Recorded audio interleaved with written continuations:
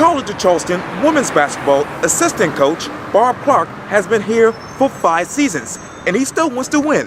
In this special edition of Quintin's Close-Ups, I sit down with him one-on-one. Bob, it is so good to see you. It's good to see you also. I appreciate this. Thank you. So here we sit inside a TD Arena in downtown Charleston, and you guys just actually played Wilmington a couple of days ago. Yes. I want to take you back to January 29th because this following week was posted to the College of Charleston's women's basketball account, and it says the following: comeback falls short as the Cougars fall 67-61 in Wilmington. Bowdoin finishes with a 17-8 with 3 steals and a block. Tell me, as we sit here right now, Bob, what does that 67-61 tell you? Well, being at the game, we started out a little slow. We had beaten this team before by several points. And we told the team not to really think about that. Every game's a new game, and every game in our league is a winnable game for each team. So going into that, we got down by 20 points at halftime. We couldn't make a shot, playing very hard, but we couldn't make a shot, and they made a few shots. And then in the second half, the fortunes changed, and we cut it to 3 with about 3.5 minutes to go, and we just fell a little short. So we figured if we didn't get down so much in the beginning, we wouldn't have to climb as far back. And it's unfortunate, but it's a lesson, and hopefully it's a lesson learned. And if it ever happens again, hopefully the team will remember and move forward from there. A person that we can all learn a lesson from is Bree Bolden. Absolutely. You know, she actually became the new College of Charleston scoring leader in the 71-55 win over Hofstra University. Yes. I hope I pronounced that right. When you think of Bree Bolden, what sticks out to you? Well, she became the leading scorer in the Division I era. She's not the all-time leading scorer. That is Kelly Garrett, who has that record. So she's one of the top 7 or 8 now all-time, but in the Division I era, she's the leading one. Bree Bolden is a very talented young lady, very intelligent young lady. She came here 4 years ago, and she loved Charleston. She loved it here. She stayed. She came with the first head coach. She stayed with the second one, and she works hard every day in practice. One of the reasons she is so successful is she works hard every day. She doesn't really say anything negative. She's a kind of a quiet leader, leading more by example than by words. And she's been one of the best, if not the best player in this program, in the history of the program. So it's been nice to be around her, and we're sure going to miss her next year. You talk about your 5 years here as assistant women's basketball coach. As we sit here right now, describe Bob Clark as assistant coach. I've been an assistant coach. I've been coaching for over 40 years. So I've kind of found my role in the women's game and basketball in general. And if my job is to be an assistant and to help the head coach be successful, that's what I do. So I've worked for a lot of head coaches. I've worked for 2 since I've been here. Yes. And just keep coming to work every day. I have a simple philosophy. It's called work hard and have fun. Mm-hmm. And if I work hard and I try to have a little fun in each day, and I try to smile a little each day, and I go back to the Jim Valvano things where you have to laugh a little bit, you have to cry a little bit, you gotta move, you gotta think a little bit. Mm-hmm. And I kind of try to do all 3 of those things, and that's kind of what's kept me going. You talk about the 2 coaches that you've served under. Currently you have Candace Jackson. When you think of her as coach, what sticks out to you? She is very energetic. She's very articulate and very independent, yes. And she explains what she needs and what she wants, and the players listen to that. And she's very, very strong-willed and aggressive, and she wants to win. Yeah. So that's something I love about her, and I just try to help her. I try to help the team, and we just try to keep winning some games. And although we lost last Sunday, we won on Friday. Mm-hmm. So each weekend in the CAA, you play Friday and you play Sunday. Mm-hmm. So each weekend is a little bit of a different, it's a break in your schedule. So whatever you did last weekend, now you have another weekend. So this weekend we played Drexel and Towson, and they're both at home, and we've won 3 games at home already. So we're looking forward to this weekend.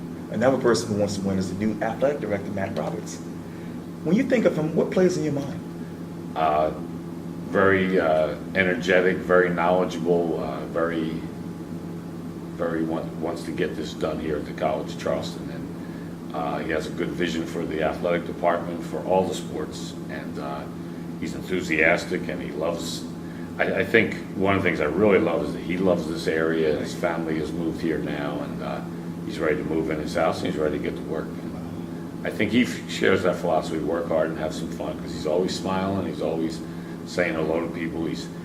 He's done one thing that I've never seen done before. An athletic director, he met with everybody in the athletic department for at least a half hour, from the very, would you say, lowest person to Coach Grant, the head men's coach. So he's met with everybody and listened and learned, and I think that was a very smart thing to do. Describe to me the following one word: Delaware. One of the smallest states in the Union. When you're married.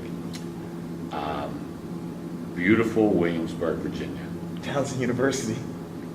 My alma mater. Oh, is that right? Now you said one word. You see, I have a problem with that. When you're from Philadelphia, we weren't too smart when we were growing up, so no. That's my alma mater. Yeah. I went to school there, and I love the place. Tell me, as we sit here right now, when you look at the games that you guys played against those free schools that I just described, what still stays with you? They all were different games. The Towson game came down to the last possession. Yeah. And we could have won that game. William and Mary, we did win that here. We played very well. We played good defense, and we scored the ball very well. And then Delaware, we competed with them and got it down to 3, and it was another one of those games. That was kind of a back and forth game, and we competed with them. And William and Mary, we play again. Oh, yeah. Which is up there, and then Towson and Delaware, we're playing both here. So we're looking forward to that. What is your secret? Because obviously you guys have taken over with the CAA, championship in that particular division, I guess a year ago. What is it like to adapt to that? You mean the men having a tournament here? Well, actually, the CAA joins the Colonial Athletic Association in general. Right. Well, that wasn't women's basketball or any of the sports had nothing to do with it. That was the administration at the time. Okay. Thought it would be a good move, and we do have a lot of alums from the northern area, from the Boston, from the New York and Philadelphia and Baltimore area, and I guess they thought, and it is a better conference basketball-wise than the Southern Conference. I think that's a fact out there. So not a knock on the Southern Conference, but it's a chance to be around a few more alums. I know the men were up at Drexel last week. I had a very good contingent of people in Philadelphia, and we have a few people in Philadelphia, my family included, that come to our games. So it's a little more travel, but what I've learned, Quintin, in the travel part, the teams that have to come here, it's a decided advantage for us when teams come down here, because they come from, say, cold weather, and they come down to the nice warm weather of Charleston, and we've been very good at home in my 3 years, and actually 4 years in the CAA, in the conference. So it's, some people think that I would like it because you go back north. I love Charleston. I don't want to move up north anymore. I don't want to leave Charleston if I can help it, and I'm going to stay here as long as I can. So north is nice to go visit, but I wouldn't want to live there. So let's talk about the future. Obviously, you guys have had your highs and lows this particular season with the College of Charleston women's basketball team. What's next for you in your mind? With the program, or Yes, sir. with the program, we're gonna get better. We're gonna win some more games.